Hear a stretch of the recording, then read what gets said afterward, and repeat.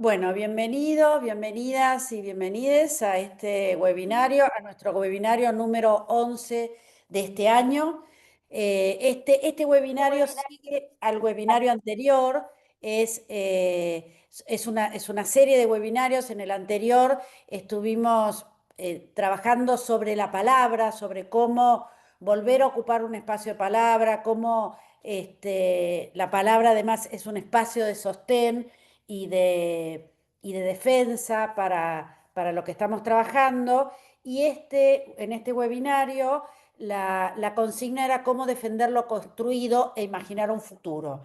Esto surge a partir de un encuentro entre presidentes y presidentas de nuestros consejos. Ustedes saben, y quienes no lo saben, lo voy a contar ahora, la Asociación Argentina de Salud Pública es una sociedad científica, como tantas otras, con la particularidad de que nuestro objeto de estudio es la salud pública.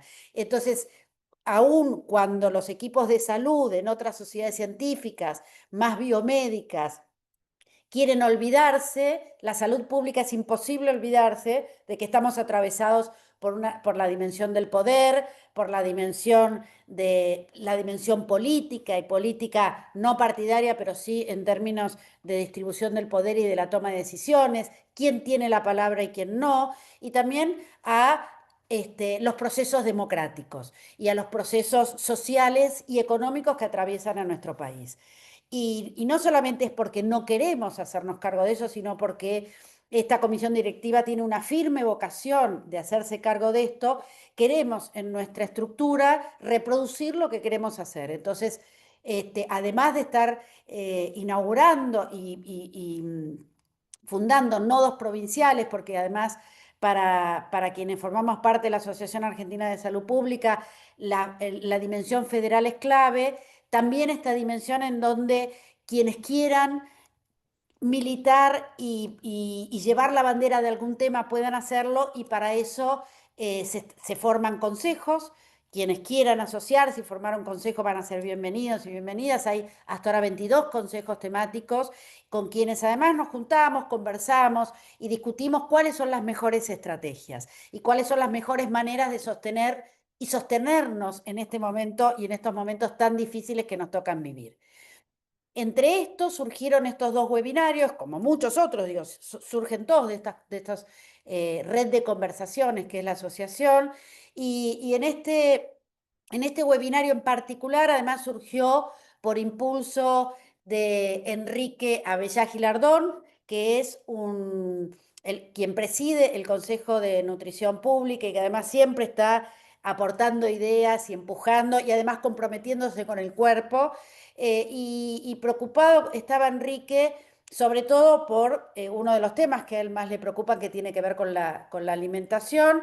Y en un país como el de Argentina, con bajos niveles de institucionalidad, esta es la pregunta que nos hacemos siempre, pero hoy más que todo, que estamos tan amenazados y amenazadas, es cómo defender lo construido e imaginar un futuro. Y en esto, como venía la línea del encuentro pasado, acá van a haber 4 personas que van a disertar y conversar sobre sus temáticas y nos van a contar distintas perspectivas y miradas, y además son amigas y amigos quienes están aquí, que vamos recorriendo el camino, y espero, bueno, estoy viendo muchos amigos y amigas también mirando acá, y a quienes no los conozco, no las conozco, ojalá nos entrecrucemos y trencemos y sigamos formando amistades, porque eso es lo que nos sostiene. Y nos acompaña Ana Seimade. Ana es licenciada en obstetricia, es especialista en salud comunitaria, especialista en salud pública, es del Consejo de Derechos Sexuales y Reproductivos de la Asociación y es de la provincia de Jujuy. Y además quiero una palabra especial porque Jujuy es una provincia donde la salud sexual y reproductiva la trabajan extraordinariamente bien y siempre es un placer trabajar en Jujuy. El querido Ignacio Drake es magíster en Economía Política, licenciado en Sociología del Consejo de Nutrición Pública de la Asociación Argentina de Salud Pública, y también siempre dispuesto a hacer sus aportes. Bueno, nuestro querido Sergio Mauler, figurita repetida porque siempre está dando ideas y poniendo el cuerpo, es médico infectólogo, ya creo que no merece que ya todos y todas lo conocemos, pero bueno, médico infectólogo con una enorme trayectoria en gestión tanto nacional como internacional, y preside el Consejo de Diversidad de la Asociación, y nuestra querida Verónica Laplace, licenciada en Psicología, forma parte de, bueno, de la PDH, instituciones, si las hay, que nos hacen sentir tan orgullosos y orgullosas a todas las argentinas y los argentinos, y también forma parte del Consejo de Salud Mental de la Asociación Argentina de Salud Pública, y también es, bueno, siempre está ahí como tantas otras personas de la PDH acompañando y haciéndonos el aguante. Bueno, muchísimas gracias a los cuatro. Van a tener 8 minutos para la primera presentación, y va a comenzar Ana. Adelante, Ana. Está silenciada, Ana. Listo, Ahí. ahí se escucha perfecto. Bueno, agradezco mucho poder participar y sí, tal cual como decía Ale, en Jujuy se trabaja mucho la salud sexual y en esto también hay que hacer una mención especial a nuestra directora. Yo trabajo en la Dirección de Maternidad e Infancia, la doctora Claudia Castro, que sostiene, apoya y siempre va tratando de buscar estrategias para poder sostener y seguir adelante. Y una de las estrategias, digamos, a trabajar que fue una gran impulsadora y facilitó mucho, fue cómo fue evolucionando el rol obstétrico y cómo se intenta sostener el rol obstétrico en la provincia de Jujuy. Acá nosotros en la provincia de Jujuy, acá hice una pequeña como línea de tiempo para que ustedes puedan ver cómo ha ido evolucionando. Nosotros teníamos el rol obstétrico en la provincia de Jujuy. En el 2012 eran técnicos que fueron incorporándose al sistema, pero para incorporarse al sistema debían realizar la licenciatura.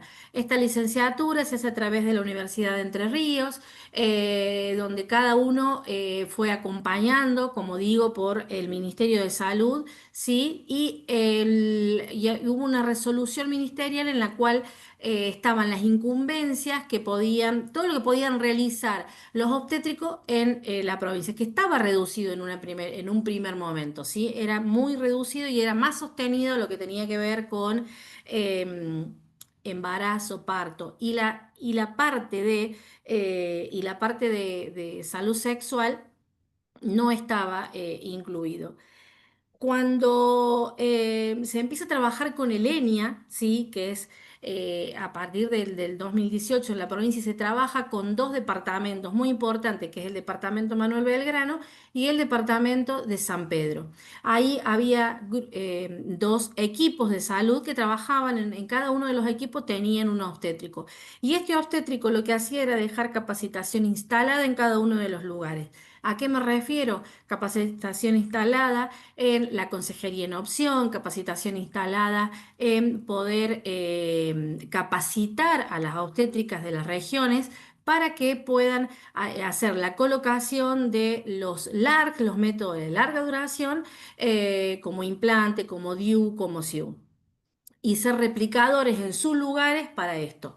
Actualmente se sostiene. ¿Y cómo se sostiene esto? Se sostiene a través de, me iría más adelante en el tiempo, pero una de las estrategias que se buscó para poder sostener esto de la capacitación instalada, el rol obstétrico, en aquellos lugares donde estaba el ENIA y seguir evolucionando y reforzándolo, es a través del convenio del Colegio de Obstétricos, ¿sí? Ahora voy a explicar a qué se debe este convenio. Pero así fue la evolución. En el 2022 hubo una resolución que se realiza de los referentes obstétricos de cada, no médico, de cada una de las maternidades y de los puestos de salud. ¿Qué hace el referente obstétrico? Esto, ver dónde está aquel obstétrico que no está capacitado para la colocación del AR y para darle continuidad, trabajar con los métodos anticonceptivos, trabajar con las consejerías en opción, trabajar con cuáles eran las incumbencias y cuáles eran las facultades de cada uno de los obstétricos del lugar. Tuvimos un gran apoyo y una gran colaboración de redas, ¿sí? Tal es así que se realiza el encuentro provincial de las obstétricas, el primer encuentro provincial de las obstétricas en el 2023 en la provincia de Jujuy. Esto sirvió para fortalecer, para buscar, para ver cómo se podía trabajar con el colectivo obstétrico de las provincias y que esto se fuera, como decía, había un equipo que se dedicaba a dejar capacitación instalada, que aparece con el planenio, bueno, poder seguir sosteniéndolo e incorporar y que puedan trabajar lo que es la consejería en opción. Había obstétrica que hacía la consejería en opción, había obstétrica que hacía la consejería en opción. ¿Cuál era la mayor dificultad? El vademecum obstétrico, porque había un vademecum que estaba sancionado, que no que estaba sancionado, sino que se estaba trabajando y que es a partir del colegio de obstétrico, pero que no tenía incorporación del misoprostol y la mifepristona. Entonces había medicación que había que darle el alta y había medicación que había que darle el baja, de baja. Se trabaja con el colegio, se trabaja con farmacia, se trabaja con maternidad, que es el órgano rector, y se trabaja con la Asociación de Ginecólogos. Se llega a un acuerdo, digamos, estamos ahí en su trámite, pero tiene resolución ministerial. ¿Para qué? Para que tenemos actualmente 8 consejerías que están, digamos, lideradas por obstétricas, ¿sí? Entonces, ¿qué se necesita? Que puedan dar la prescripción para poder, digamos, dar en tiempo la respuesta en una interrupción voluntaria del embarazo. Esto es el espacio, esto es lo que se fue ganando a lo largo durante este tiempo, del 2018 con el Planería y había que sostenerlo. Yo dije en algún momento del relato que cuál era otra de las estrategias que se buscó es poder trabajar con el colegio de obstétrico a través del el convenio con este colegio. ¿Qué implica este convenio? Implica que las obstétricas puedan tener horas obstétricas, ya seas de guardias obstétricas, digamos, y poder en estas horas de guardias obstétricas incorporar no solamente lo que es, y que venían trabajando ya el embarazo, el parto, el puerperio, sino la salud sexual, ¿sí? Te Esto ha queda un sido... ¿Cómo? ¿Me queda un minuto. minuto? Ahí termino. Esto ha sido un trabajo que ha ido, como ustedes ven, ha habido una evolución y esta evolución hay que sostenerla. Y se sostiene a través de esto, del trabajo constante y del trabajo con este colectivo que se intenta formar de las obstétricas en la provincia y de la importancia que tiene el rol obstétrico que no solamente es para la parte de maternidad, sino también para trabajar en la salud sexual reproductiva, pero la no reproductiva también. Bueno, gracias. Muchísimas gracias, Ana. La verdad es que esto que Ana cuenta así en muy poquitos minutos, en realidad quienes estamos en el campo de la salud sexual y reproductiva sabemos lo que les ha costado Mm, a las y los obstétricos defender esto. Ana dice como al pasar, no solo la atención mm, obstétrica, sino la salud sexual y reproductiva. Y esto que ella dice como al pasar, en realidad, perdóname Ana, pero para mí es el kit de la cuestión, mm, porque querían reducir a las obstétricas y a los obstétricos a la sala de parto, cuando en mm, realidad quienes realmente garantizaban la salud sexual y reproductiva en todo el país eran las obstétricas y los obstétricos, y los querían dejar relegados, sobre todo, además lo digo con todo el derecho porque soy ginecóloga, y sobre todo quienes más tuvieron la oposición eran ginecólogos y ginecólogas que ni siquiera querían colocar ni un implante ni garantizar derechos, y mm, ellas, desde un lugar de una extrema valentía y perseverancia, sostuvieron ese espacio. mm. Así que la verdad es que bueno, es admirable lo que han hecho. Así que, bueno, esto por aquí. Muchísimas gracias, Ana. Nacho, es tu... Gracias. Buenísimo. Bueno, muchas gracias, Ale. Muchas gracias también por la invitación a este webinario. Yo un poco quería retomar del webinario anterior esto de esa consigna, ¿no? De la palabra como territorio en disputa para enmarcar un poco lo que va a ser mi presentación, que como buen sociólogo tiene que ver con los contextos y, y- y yendo también a la consigna del día de hoy, de defender lo construido, imaginar lo posible. ¿Qué es lo que en sí define lo que es un problema de salud? Nosotros un poco a lo largo de la historia ha habido distintos avances. Yo voy a hacer menciones a cuestiones que tienen que ver más con enfermedades no transmisibles, por ejemplo, lo que fue en su momento la Ley Nacional de Control de Tabaco 2011, o más recientemente la Ley de Etiquetado, y los distintos como avances o retrocesos o amesetamientos que a veces suceden, y un poco pensando en la coyuntura actual, ¿no? Que está habiendo tantas modificaciones o retrocesos dentro de lo que son las normas o el rol que tiene un poco el Estado.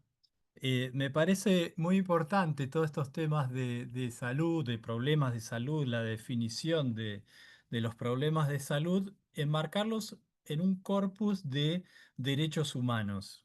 Eh, yo creo que, va, yo no, mucha gente, pero yo traigo un poco ese enfoque a este webinario.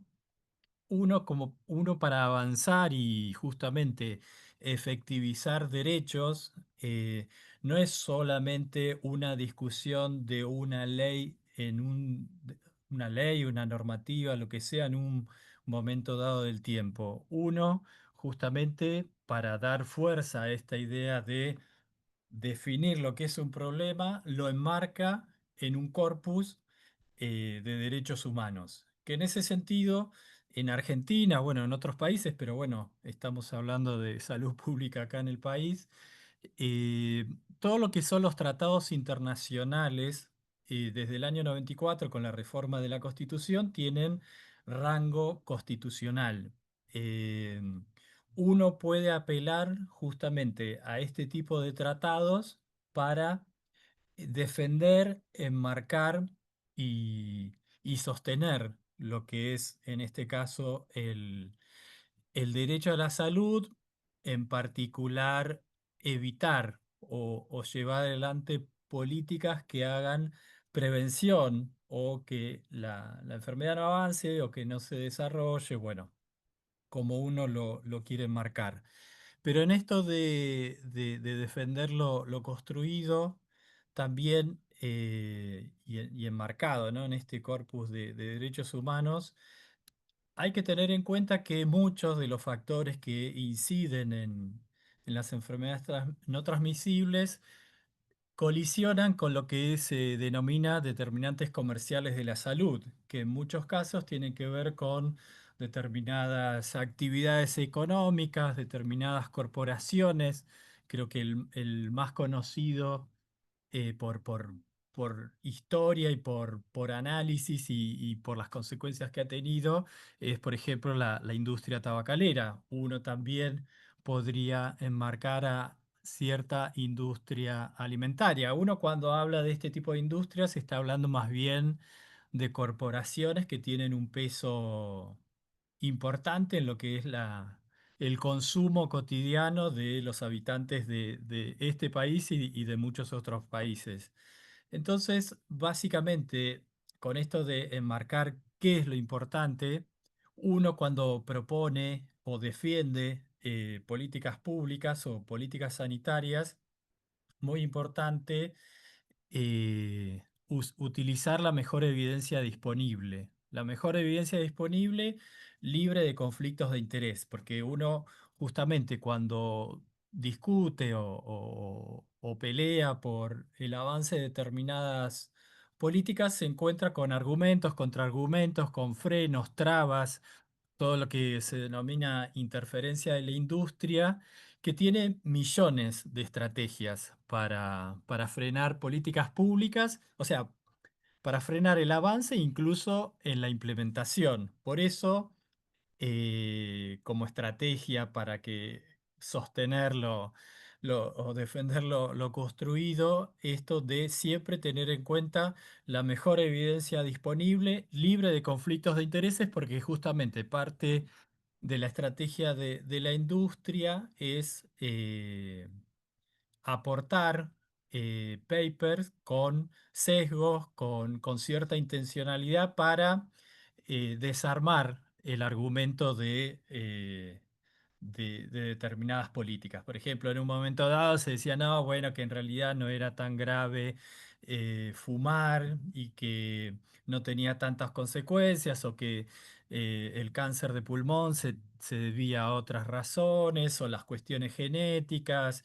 O bueno, en muchos casos que se apelaba, bueno, a la libre elección de las personas, entonces, bueno, cada uno es libre en este momento que se pregona tanto el libertarismo o algo así. Entonces, bueno, tener siempre en cuenta usar la mejor evidencia disponible y algo que también es muy importante, involucrar a distintos actores que tienen que ver tanto con la academia, con sociedad civil, con sociedades científicas, con la población, para justamente reforzar esto que se conversó la vez pasada con respecto a qué es lo importante, qué es lo que se menciona, qué es lo que se discute, qué es lo que está en la agenda pública. Eh, Básicamente cuando uno pelea o eh, tiende a que surja o que se implemente una política pública, tiene que tener como todos los argumentos y todas las herramientas que tiene a mano. Y en ese sentido es muy importante, además de estos actores que tienen que ver con la sociedad civil, academia, sociedades científicas, sociedad civil, involucrar a los distintos poderes del Estado, ¿no? El poder ejecutivo, el legislativo, el judicial. Muchas veces la efectividad de determinadas normas se ve contrariada porque justamente desde el Ejecutivo no se eh, toman las medidas para que se cumplan determinadas normas o justamente no se está preparado desde lo que es el marco sancionatorio de las leyes para que los jueces, fiscales y demás justamente hagan cumplir las leyes que justamente protegen estos derechos humanos. Pero bueno, antes que me interrumpa Ale, ya usé mis 8 minutos. Gracias, Nacho. Sí, exactamente, te estaba por interrumpir. Muchas gracias. Bueno, muchísimas gracias por traer la dimensión del conflicto, la necesidad de fortalecer y armar redes y alianzas que sean las que sostengan la institucionalidad y por recordarnos que en un mundo capitalista, si algo define, es el poder del capital. Así que traer acá los determinantes comerciales es súper importante. Así que muchísimas gracias. Sergio. Gracias, Ale. Eh, un poco también rescatando lo que estuvimos charlando el martes pasado y pensando en la primera parte de la consigna de la reunión de hoy, que es cómo defender lo construido. Eh, y tomando un poco lo que decía Nacho, digo, me parece que una de las cuestiones que tenemos en este momento es que la salud, que siempre se ha considerado un derecho y que siempre se ha considerado indiscutiblemente un derecho, está puesta en discusión como derecho. Eh, y a partir de ahí es que ya absolutamente todo lo que tiene que ver con el acceso a la salud eh, puede ser discutido y puede ser cuestionado y puede ser eh, de alguna manera desfinanciado o impedido que se lleven a cabo las políticas. En mi caso, y desde donde estoy parado, tanto el Consejo de Diversidad como mi historia de trabajo en VIH, ITS y lo que son las endemias, como tuberculosis, eh, son temas que históricamente han estado absolutamente fuera de discusión, la necesidad, ya sea por la perspectiva de salud pública, por lo que significa cualquier enfermedad transmisible, por lo que significa también el derecho a las minorías. Y todo esto en este momento está en discusión y está en cuestión. Entonces la pregunta es cómo defender lo conseguido cuando tenemos un enorme cuerpo por un lado, de leyes, de normativas, de políticas en todo el país construidas a partir de estas consignas. Em, Y mientras Nación se va retirando, digamos, nosotros estamos mirando cada vez con más atención el rol de las provincias, y yo diría también el rol de los municipios. eh, Así como también en otros actores que por ahí antes no mirábamos tanto, digo, porque descansábamos en Nación. Entonces acá aparecen las sociedades científicas como voces autorizadas para manifestarse y también hacer estos señalamientos y estos reclamos. Incluso aparecen, en este caso, las industrias farmacéuticas, que también están de alguna manera actuando, respondiendo a esto, acercándose más a las provincias, por ejemplo, empezando a viajar al interior, empezando a averiguar cómo son las políticas en cada una de las provincias, qué es lo que se está realizando, digamos. Esto es un movimiento que creo que está llevando a los diferentes actores que tienen que ver con la salud a empezar a mirar hacia el interior. En nuestro caso, digamos, como personas que trabajamos en salud, también hay otro actor importante institucional que son las organizaciones y los grupos de personas afectadas por las diferentes enfermedades o infecciones, que también son grupos de interés y que también están con preocupación por lo que está pasando. Eh, y entonces ahí, ¿cómo defender esto? Digo, creo que por un lado, en principio no hay que bajar los brazos en lo que respecta al cumplimiento de la ley. Hay leyes que están aprobadas, hay leyes que hay que seguir exigiendo que se cumplan, aunque no se estén cumpliendo. Me parece que eso nunca hay que dejar de reclamarlo desde todos los diferentes lugares. Hay que seguir abogando por el cumplimiento, por la obligación legal y usando todos los mecanismos que haya para que eso se cumpla. Por otro lado, acompañar a las provincias en un rol nuevo, digo, mientras siga existiendo este contexto, que es el de empezar a gestionar como si fuera nación, ya sea desde planificar sus proyectos, planificar las compras, planificar las actividades, eh, y que la verdad es que acá no hay una transición, acá no hay una formación previa, digo, a los ponchazos en general las provincias y también muchos municipios están empezando a ocuparse de las cosas que abandona explícitamente el Estado Nacional. Y me parece que ahí nosotros tenemos también un rol importante, tanto como sociedades científicas como y desde cualquiera de nuestros lugares, de acompañar y de empujar eso.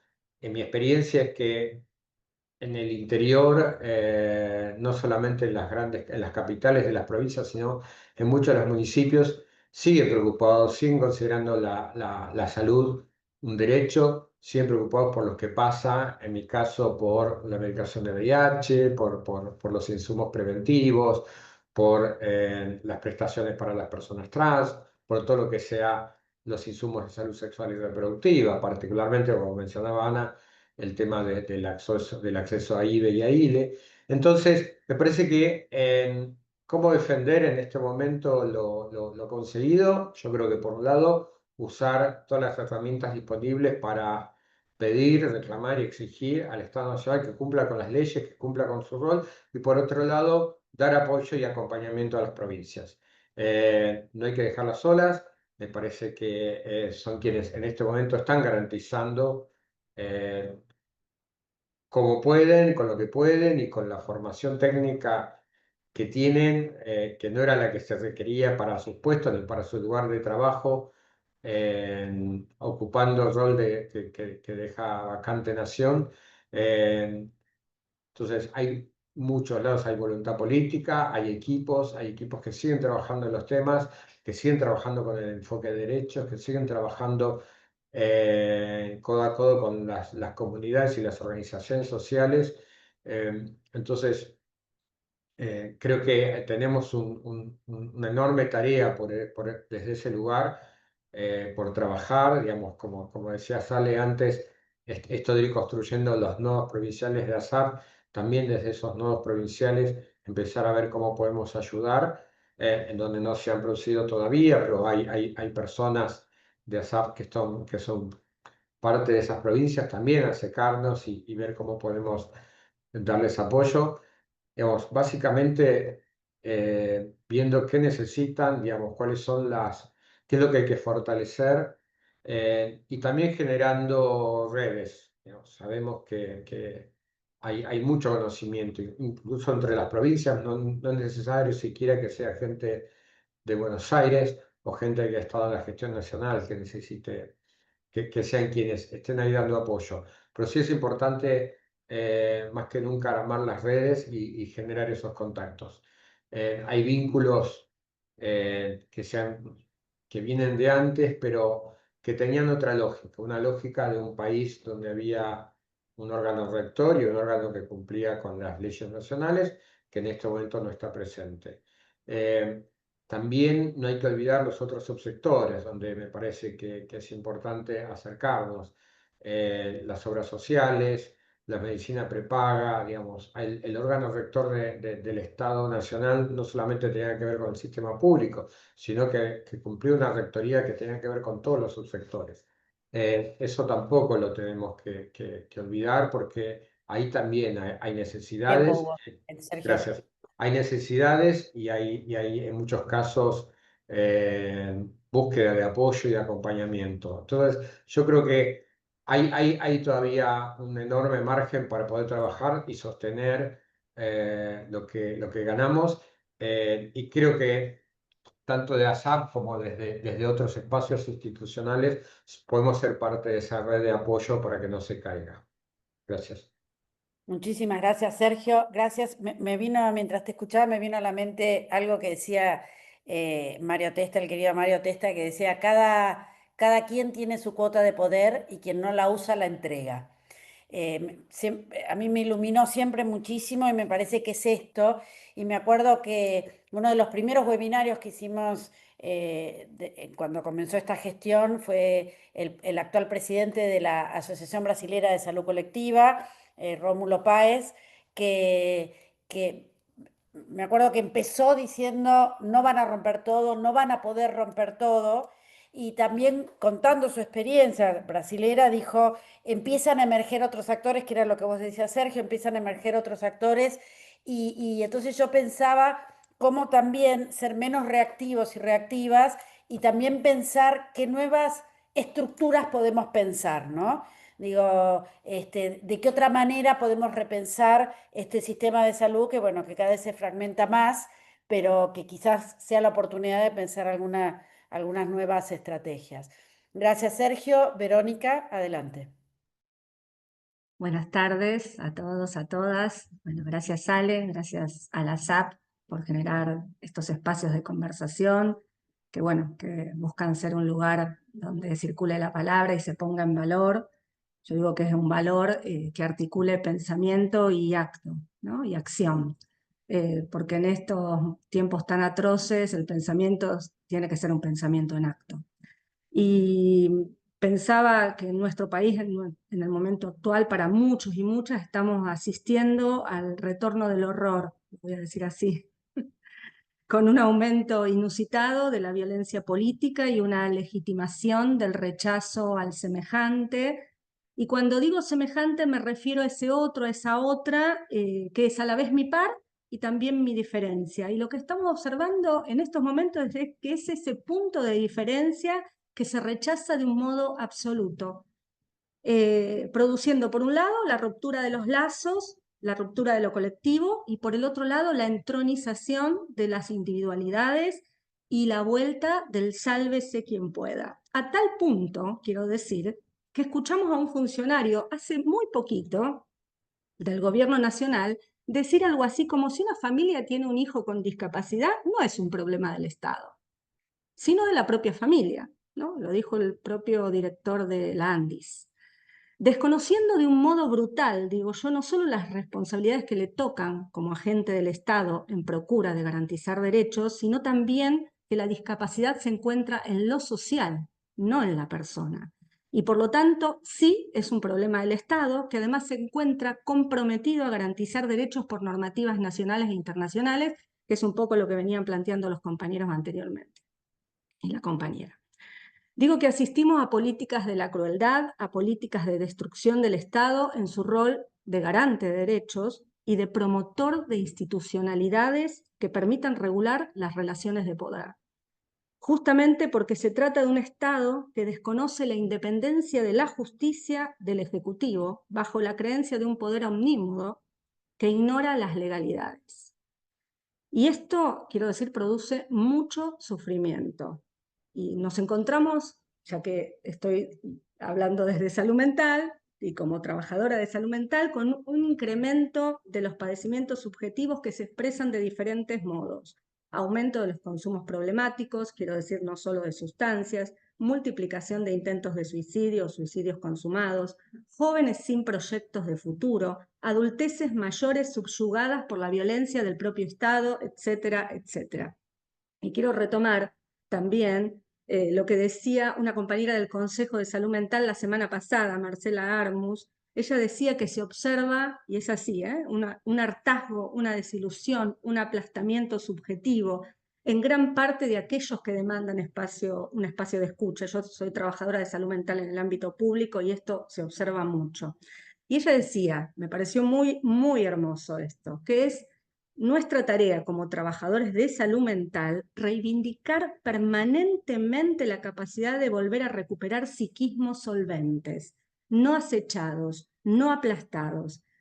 Esto decía ella, de mí lo traje apelando a la memoria performativa y para articular con lo que se venía diciendo la semana pasada, pero además porque me pareció muy bello y muy interesante. Pienso que será imposible si no transformar ciertas realidades, si no recuperamos la potencia de estar juntos y juntas, que muchas veces ha quedado quebrantada, digo, por la pregnancia de una sociedad de consumo que nos desubjetiva, nos aísla y a veces también nos patologiza. Habrá entonces que resistir a este modo de destrucción de la vida comunitaria, a esta corrosión de las institucionalidades, a este intento de quebrar los lazos sociales, porque sabemos bien que las personas se enferman cuando pierden sus redes sociales. Nos enfermamos más cuando perdemos la posibilidad de sostenernos en un proyecto que nos incluya a todos y a todas. Y esto es lo que vienen a destruir en estos momentos, desde el poder político estatal y desde el poder económico financiero, haciéndonos creer que lo individual, la digitalización de la vida y la especulación son los valores que rigen nuestro andar por el mundo. Esto, quiero decir, nos empobrece, nos quita potencia, porque sabemos que siempre podemos más junto a otros y otras. Por ello, frente a este escenario, hay mucho construido, ¿no? Siguiendo el título de este webinario, hay mucho construido que tenemos que defender. En particular desde el campo de la salud mental, porque la salud mental, quiero decir, está en el espacio público político, no es algo del orden de las individualidades, ni únicamente del consultorio privado, sino que es algo del orden de lo colectivo. La salud mental es un proceso determinado por múltiples componentes históricos, socioeconómicos, culturales, biológicos y psicológicos, y así lo define nuestro marco normativo vigente, que es la Ley 26657 de protección del derecho a la salud mental. Esta es una ley, decimos siempre, que recepta en su letra los más altos estándares internacionales de derechos humanos, y cabe resaltar que ha sido producto de las luchas que se han dado en este campo en pos de visibilizar y resguardar los derechos de las personas con problemáticas de salud mental. Desde allí decimos que recoge mucho de lo construido en este campo y que queremos defender. Veamos también que esta ley tiene como objetivo fundamental el reforzamiento, la restitución y la promoción de los lazos sociales. Objetivo que entendemos tiene que ser el norte en el abordaje de las problemáticas de salud mental de cualquier ámbito de desarrollo de las prácticas, incorporando irrevocablemente la perspectiva de derechos, porque nuestra tarea clínica comunitaria se apoya en la convicción de que trabajamos para que la violencia y la crueldad que padecemos no se cristalicen en nuestras vidas. Y acá voy a retomar algo de una autora Silvia Bleichmar, psicoanalista ya fallecida, ¿no? que solemos, una gran maestra que solemos recuperar. Y ella decía: hay que terminar con el mito de que la violencia es producto de la pobreza. La violencia es producto de dos cosas. Por un lado, el resentimiento por las promesas incumplidas, y por el otro, la falta de perspectiva de futuro. Creo entonces que nosotros y nosotras tenemos que partir de reconocer el país que construimos o que deconstruimos para poder transmitir a las y los jóvenes el país que queremos construir. Así que para terminar esta breve presentación inicial, voy a decir algo que escuché decir hace algunos años a Alicia Stolkiner y siempre me quedó resonando. Ella decía, el futuro no se predice, el futuro se imagina. Y desde allí se construye y se crea. Tenemos entonces que poder crear espacios más amables y solidarios, con reconocimiento de la existencia de los otros y otras como semejantes y como constitutivos de nuestras posibilidades de transformar la realidad. Gracias. Muchísimas gracias, Vero. Impresionante cómo respetan el tiempo, es una cosa que no se puede creer. Muchísimas gracias, la verdad que es muy alentador escucharles, porque además, hablando de la esperanza y de la imaginación, yo siento como una canastita que se va construyendo desde distintas miradas.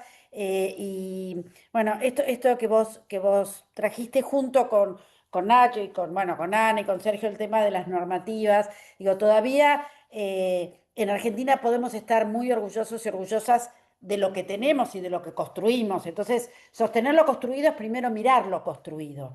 Y en segundo lugar, algo que, bueno, que yo tengo 2 o 3 ideas nada más y las repito todo el tiempo, así que mis disculpas, pero es también cuál es el rol de la asociación. Sergio lo dijo, varios de ustedes lo dijeron, también Verónica, yo creo que es, bueno, construir este espacio de, valga la redundancia, de construcción, pero también de cuidado mutuo, de cuidado para nosotras y nosotras, para pensar, para reflexionar. Hablando de la violencia, yo creo que estos nuevos discursos sin sentido, sumamente violentos, sumamente rápidos, son discursos que son arrasadores. Y creo que está ahí en no dejarnos arrasar, en mantener nuestras diversidades, nuestras múltiples miradas y esto que nos permite construir. Así que, si les parece, vamos a dar una segunda vuelta, esta vez de 3 minutos cada uno y cada una. Vamos a respetar el mismo orden. Así que, Ana, si querés comentar algo en relación al rol de las obstétricas, a la institucionalización de las obstétricas, a cómo defender lo construido, es ahora. Sí, tal cual como vos dijiste, que como al pasar quedó, ¿no? Todo lo que se venía haciendo y que la verdad que es mucho, para nosotros es mucho. No ha sido fácil sostenerlo, digamos, porque no es fácil sostener, porque el rol, viste que vos hablabas de los auxiliares, ¿no es cierto? Bueno, esta carrera es una carrera nueva, es una profesión nueva, que es auxiliar, ¿sí? Pero que no solamente que a ver, se implementó, se trabajó en Jujuy ante la necesidad que tenía, sino que también ahora se busca darle otro perfil. ¿Por qué? Porque la natalidad disminuyó. Entonces las obstétricas ya no solamente van a estar en esto que venían trabajando en un momento que tenía que ver mucho con lo que vos decías recién, que era el rol del embarazo, sino también la salud sexual. Y cuando se incorporan en la salud sexual, ahí aparece otro rol, el rol de de poder colocar un implante, de colocar un DIU, de trabajar en la toma de un Papa Nicolau, de integrarse al equipo de salud de otra forma. No es fácil, no es fácil que pueda estar, por eso se buscaron otras estrategias. La estrategia es, yo siempre hablaba y lo dije ahí que inicia esto de las capacitaciones y la capacitación instalada a través del ENIA, digamos, ¿sí? Porque se forman equipos de salud. En estos equipos de salud estaba integrado por una obstétrica. Muchas veces no estaba el médico, ¿sí? ¿Por qué? Porque los médicos, no sé, en las otras provincias que participan, cuál será el número, pero acá está disminuido. Por eso se buscan otras estrategias para que el rol obstétrico se potencie aún más. Entonces, acá en Elenia, estos equipos estaban formados por los obstétricos y eran los que dejaban capacitación instalada, no solamente en los métodos anticonceptivos, sino también en la consejería en opción, en capacitar a los equipos del interior en consejería en opción.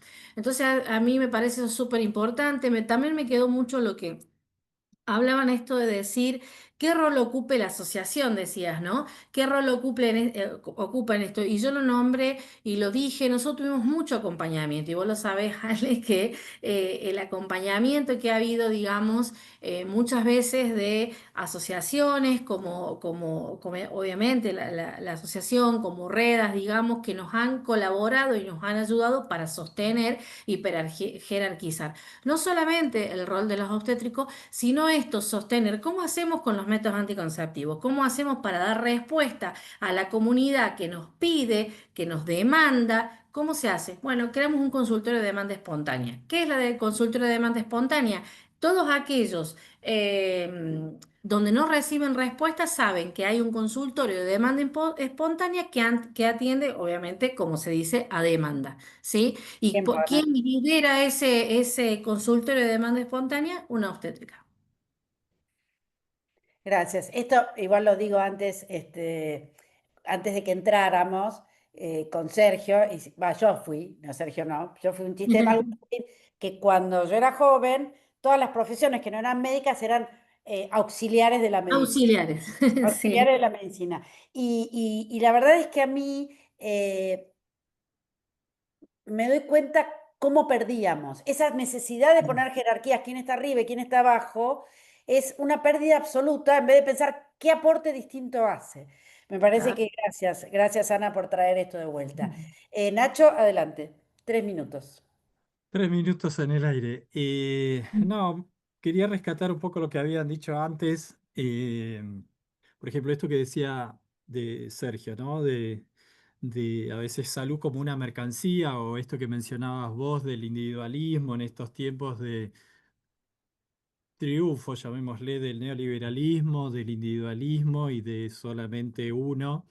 En los tratados internacionales está bien aclarado a la salud como un bien público, ¿no?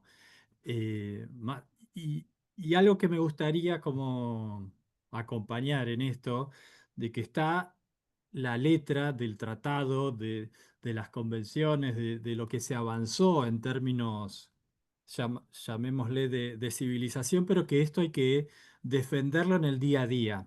Y justamente me parece que este tipo de espacio de discusión, de intercambio, no de estar uno ensimismado en su casa o en el espacio donde quiera, eh, aislado. Me parece que justamente ahí se junta un poco Sí. esto de que decía Verónica en términos de salud mental, de construir lo colectivo, esto de que nadie se salva solo.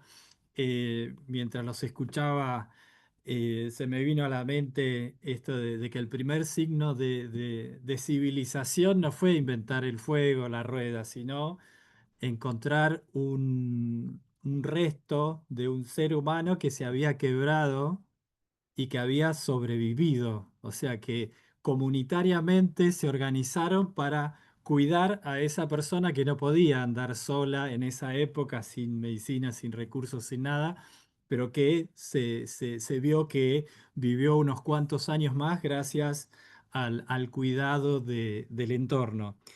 Entonces, justamente esto, en estos tiempos que se busca las soluciones que tienen que ver con lo individual, el mercado, la ganancia y demás, uno justamente con esto que decía de lo que es el rol a veces del Estado, de ciertas corporaciones y demás, es imposible actuar solo.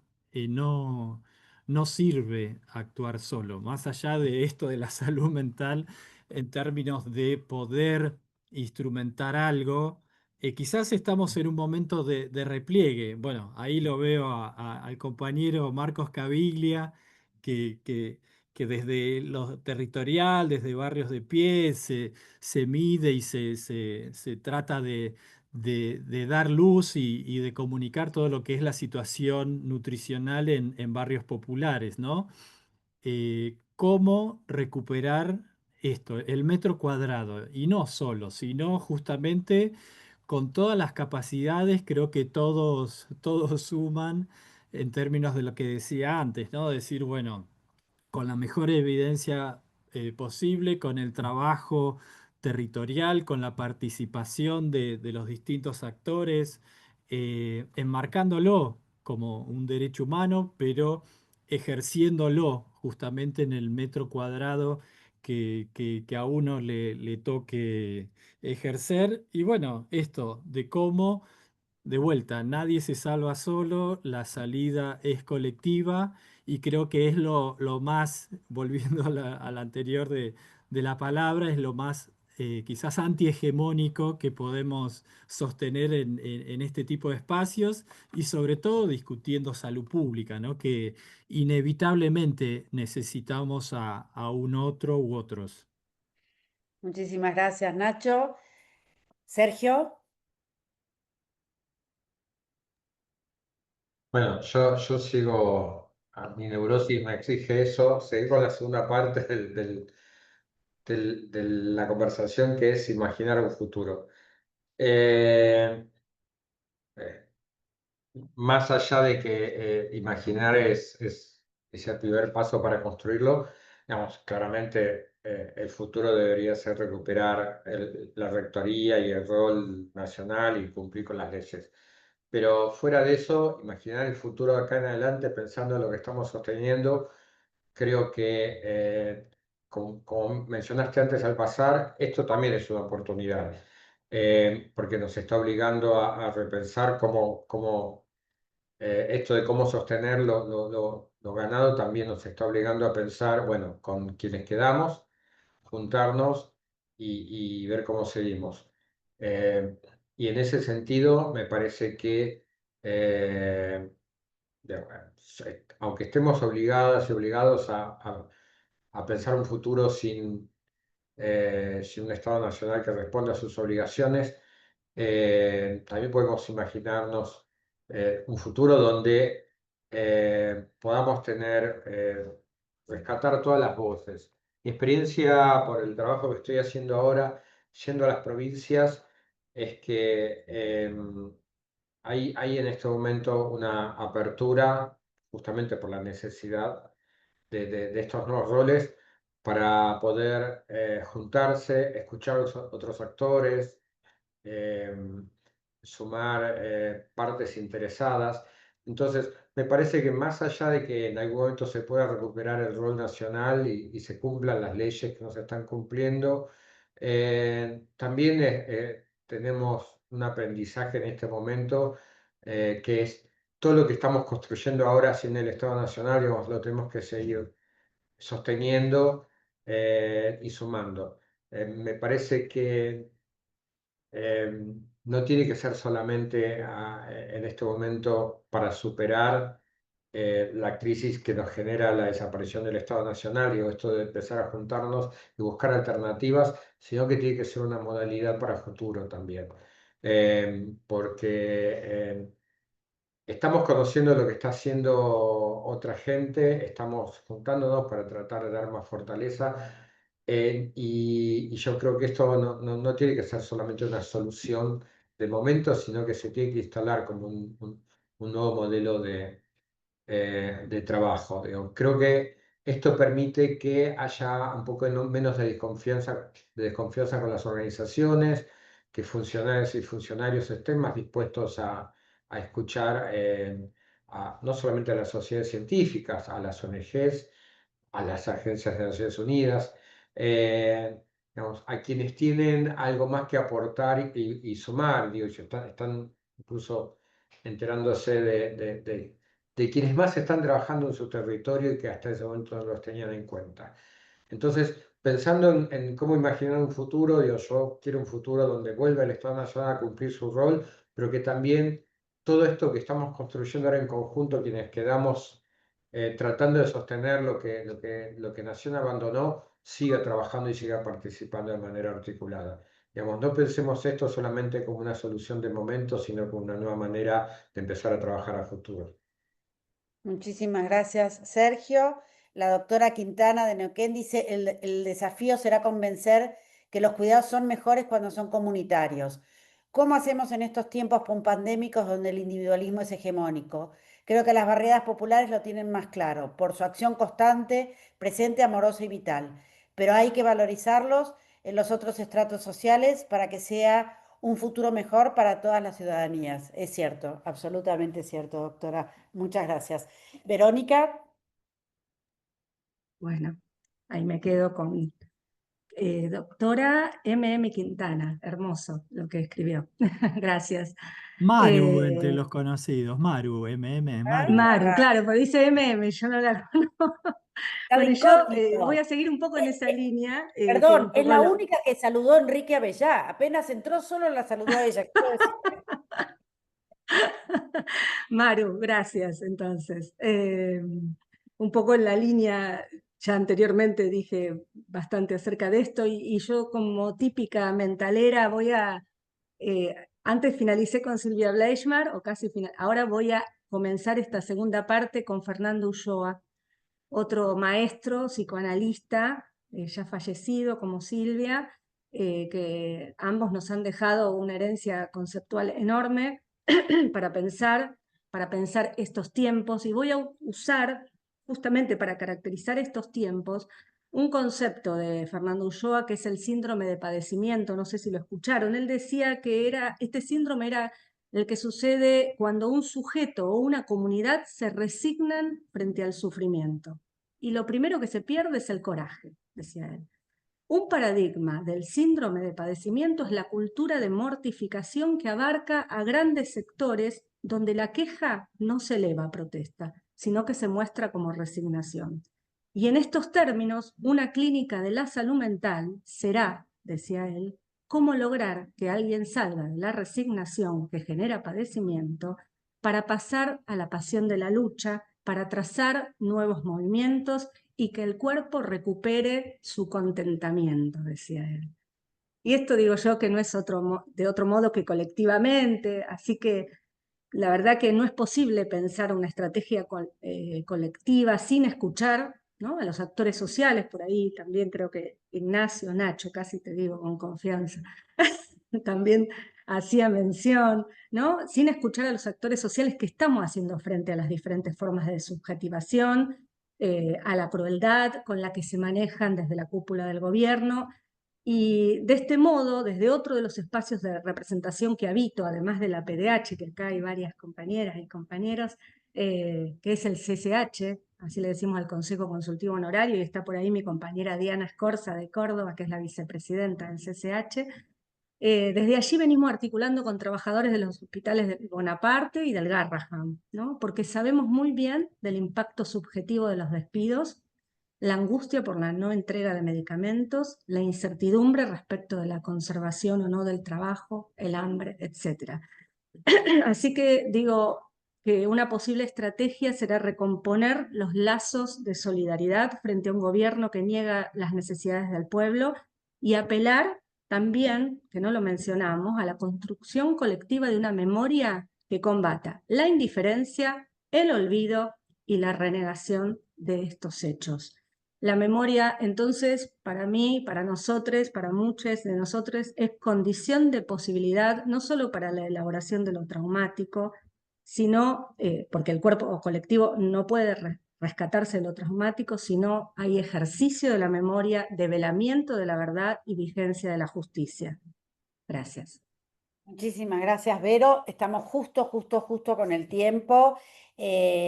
Súmense a la Asociación Argentina de Salud Pública, acompáñenos en nuestro congreso que va a ser en septiembre. Ahí les estoy compartiendo los links.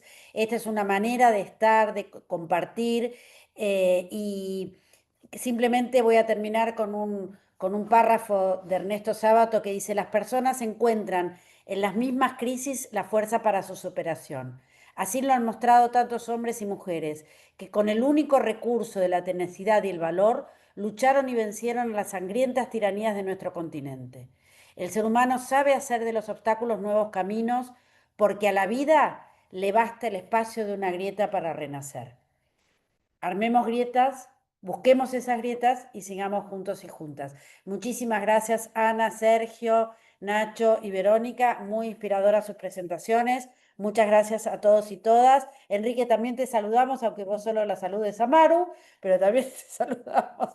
Muchísimas gracias por estar y nos vemos el martes que viene en el próximo webinario. Hasta Bueno, pronto. Gracias. suerte. Hasta luego. Buena Chao. semana.